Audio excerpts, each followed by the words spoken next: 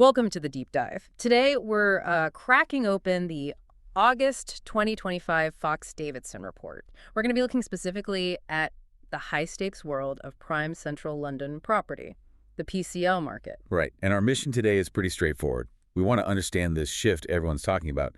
The last year was, well, it was challenging. To say the least. Exactly. But now analysts are projecting, and I'm quoting here, modest growth and cautious optimism as we head into 2026. Okay, so let's start right there. The immediate prediction for next year is a rise of, what, 3 to 5%? That's the one.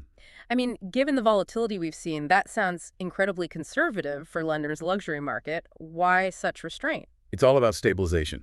You need to build a solid foundation first. The recovery is modest because the market's, absorbing several headwinds all at once. So what are the actual drivers then? What's behind the optimism? Well, it's a confluence of a few things. Yeah. You've got the expected fall in interest rates, for one, and that's coupled with a general improvement in buyer confidence.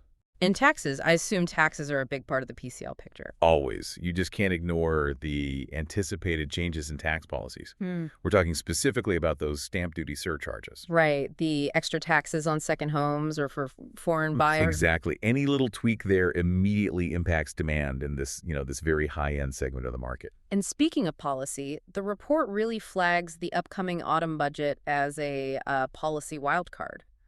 That sounds like the biggest risk for investors right now. It is. It really is. A policy shift can redefine the rules of the game overnight.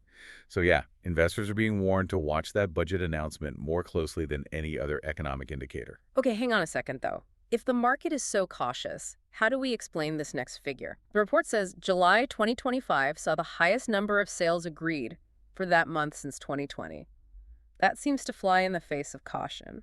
It does seem contradictory, but that uptick is paired with a really phenomenal opportunity for buyers. So? Because buyers right now have a lot more negotiating power.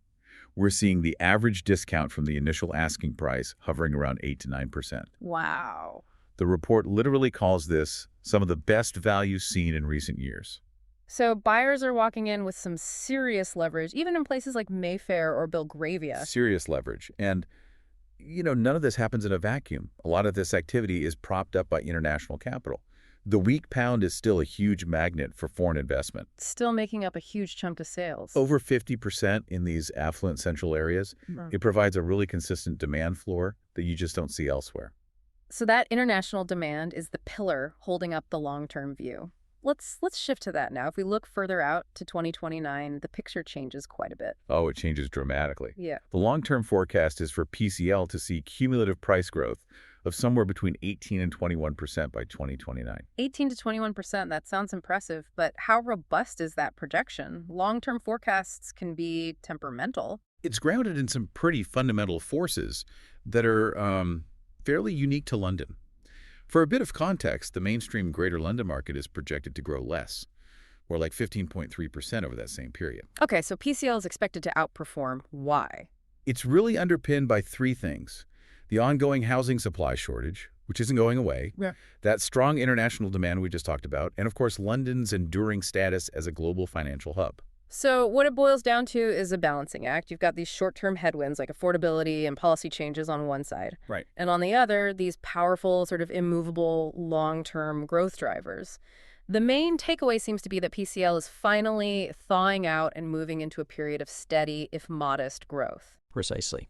Which I think leaves you, the listener, with a really interesting question on timing. With an immediate 8 to 9% average discount on the table right now, how do you weigh that? Do you seek that immediate value today, or do you play the longer game for that potential 18 to 21% appreciation by 2029 in what is, a very complex policy-sensitive market?